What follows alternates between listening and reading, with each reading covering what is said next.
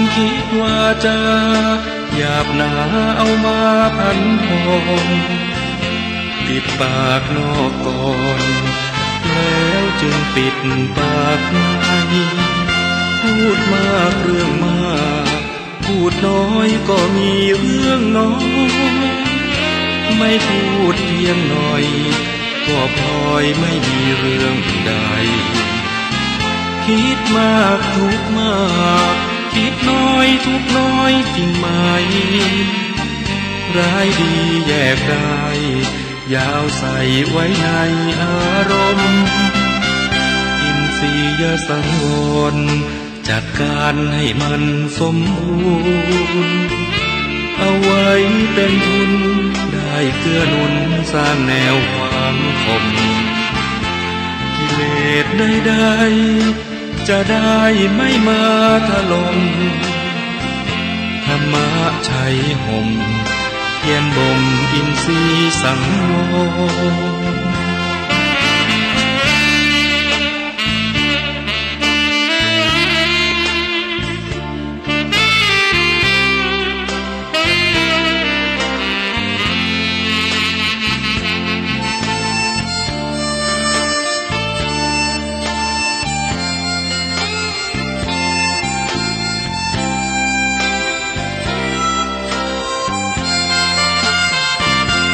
พูดมากเรื่องมากพูดน้อยก็มีเรื่องน้อ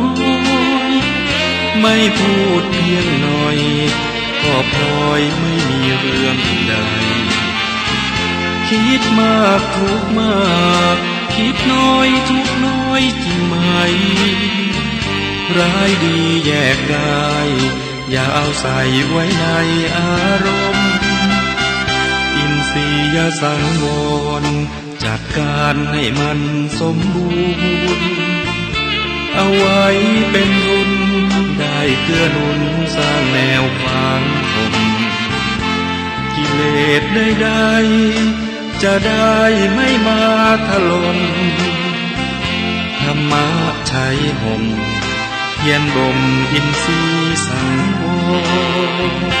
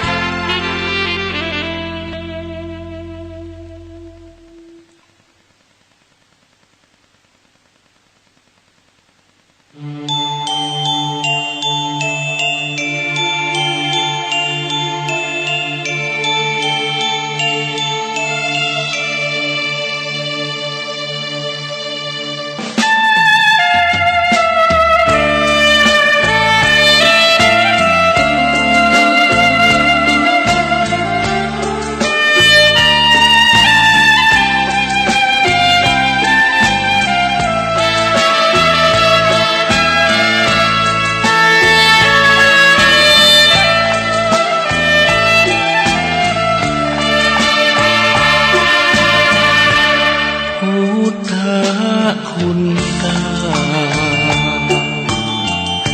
มาบอกมาเล่าฟังเป็นความรู้ข้อหนึ่งคืออรหันต์บุคคลที่ควรเชิดชูเพราะท่านเป็นผู้กิเลสไม่มีสัมมาสัมพุทโธผู้ลบความโง่ให้เราเหล่านี้ตรัสรู้ด้วยพระองค์เองแต่เซ็งฟ้าปัตภีก็200,000ดีผู้คนบูชา3วิชาจารณาสัมปันโน4สุขโตรวมกันแปลได้เลยนะหมายถึงผู้รู้นรติเทวาสัตตมนุสาเวสุนิมมานรตินังเทวานังสัทธังสุตวาปรณิมิตวสวัตติเทวาสัตตมนุสาเวสุป